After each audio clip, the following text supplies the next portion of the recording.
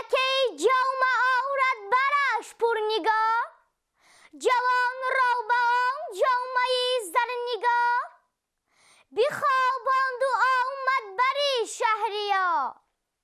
گوی پیلتن سر سوی راه کرد، کس آمد پی او زود آگاه کرد، که سهراب شد زین جهانی فراخ، همه از تو تا بود خواهند نکاح.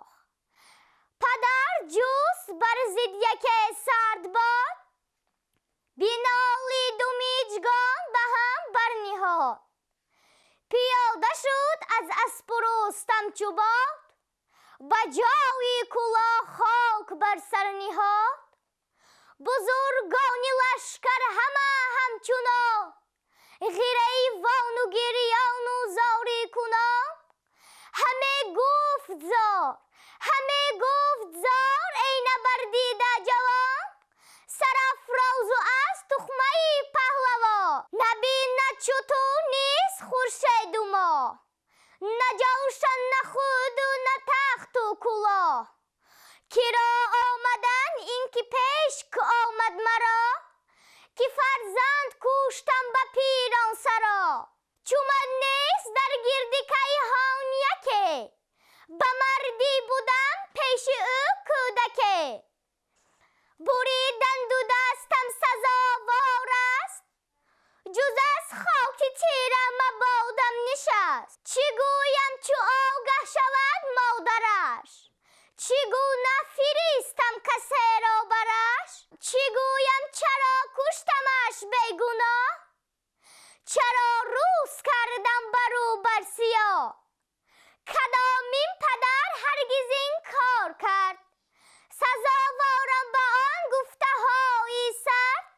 به گیتی که کشته است فرزند را، دلیر و جوان و خردمند را. پدرش آن گرمایه‌تر پهلوان، چه گوید بدان دختر پاک جوان. با آن تخمه سام نفرین کند، مرا نام بی رحم و بی دین کند. که دانست که این کودکی ارجمند، بدین سال گردد چو سروی بلند. به جنگ آیدش آروی و سازد سپاه، به من برکند روزی روشن سیاه. بفرمود تا دیبه خسروان، کشیدند بر روی پری جوان.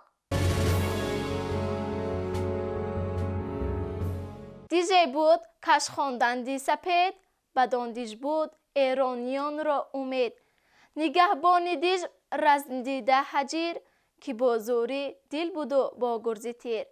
هنوز آن زمان گژده هم خرد بود، به خردی گراینده و گرد بود.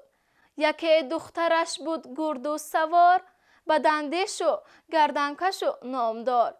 چو سهراب نزدیک آن دیژ رسید، هجیری دلاور مر او را بدید. چو سهراب جنگاور او را بدید، برآشفته شمشیر کین برکشید. ز لشکر برون تاخت بر سانی باد، چنین گفت کی دادی جانت به باد. تو تنها به جنگ آمدی خیره خیر، کنون پای داری اینان سخت گیر. چی مردی و نامی نژادی تو چیست، که زاینده را بر تو باید گریست. هجیرش داد پاسخ که بس، به جنگت نباید مرا یار کس. هجیری دلیری سپهبد منم، همکنون سرت رازیتم برکنم. فریستم به نزدی شاهی جهان، تنت را کند اندر نهان. بخندید سهراب بدین گفتگوی، به گوش آمدش تیز بنهاد روی. سبک نیزه بر نیزه انداختند، که از یکدیگر باز نشناختند.